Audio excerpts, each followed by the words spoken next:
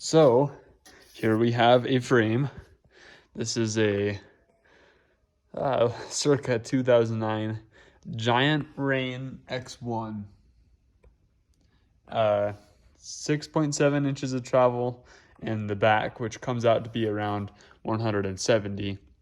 And it's supposed to have about 160 up front, which is kind of backwards, but that's just how it is. So I've got the frame and I've got a bottom bracket for it now. And I got some cheap pedals that'll stick decent, but aren't gonna tear up the bottom of a pair of snowboard boots. I got some grips. I got a stem, and I kind of got a shock. So this is the stock shock for this bike. And last time I had it on this bike, last time I had this bike running, it was making some really weird squishing sounds, like it had air in it, which it's a coil shock, but for some reason, yeah, it's got a little Schrader valve on there, so you can adjust air and put air in it. So it's I guess like some sort of air coil hybrid. Kind of interesting. Hopefully that'll be good though. Hopefully I don't have to worry about spring rate too much. So anyways, the problem I'm having right now is mounting hardware. I really think this lower mounting hardware looks fine. I've got like a couple of things right here. I don't even know what you call them. And then the mounting hardware on the shock really looks to be in pretty good condition. The top though is terrible. This right here, you can kind of see this little ring that's pressed in there. That's completely ovalized.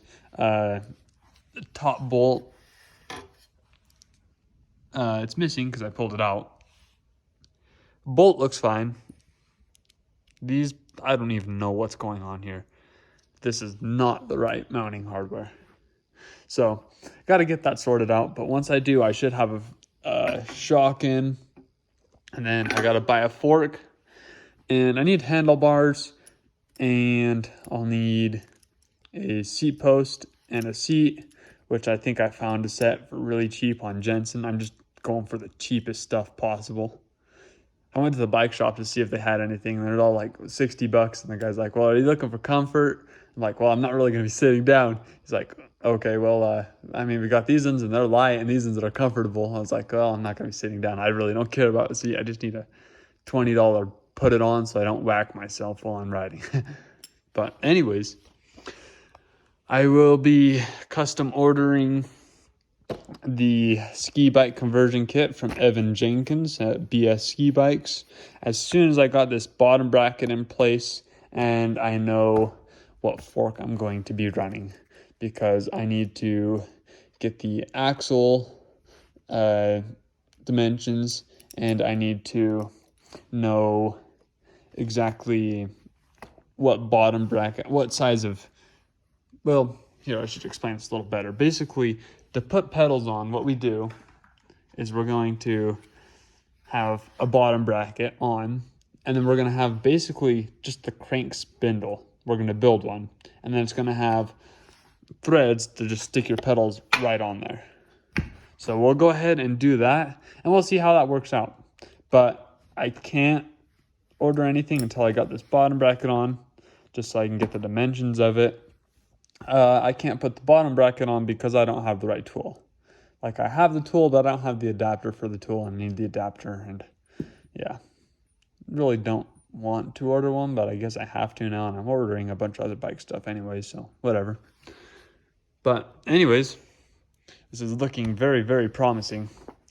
I do think, though, we have a few kinks to work out with the ski bike system, because as I look at it, I'm realizing if you have a bike with like a pivot back here, your ski bike, the way we have it set up is that it comes up here, and instead of pivoting right here, it pivots down at the ski. There'll be a little kind of rubberized block or something, just how you do it in a snowmobile, on a snowmobile skis. But where it attaches right here is going to have a bar that comes out and grabs onto your chainstays. So not recommended for carbon frames. I wouldn't clamp something onto your chainstays on a carbon frame. But that just keeps this whole thing from moving and only lets it pivot at the ski. Problem is is that's going to be grabbing onto your rear axle and right here, and it's going to be kind of creating, it's basically going to be kind of opposing moving. So it's sort of like how, I guess, like, I think anti-squat and anti-rise, while you're braking, if you're braking, your suspension doesn't work as well. When you've got that thing, it should be able to rotate a little bit. So when it's rotating, it should be fine. But once you get to a certain point where it rotates too far and encounters resistance, where it's clamped onto this bar right here, if you have a pivot back here on your suspension design, I think that might kind of hinder your suspension performance. So that's something that we'll have to see. I might be wrong though. And again, you're riding on snow, like when you're on skis or snowboard, you're taking, 5-6 foot drops to flat, but it's snow, so it doesn't really matter because snow's soft. So again, we're going to be on snow, so whether or not suspension matters a whole ton, I don't really know. But anyways, we'll just have to see.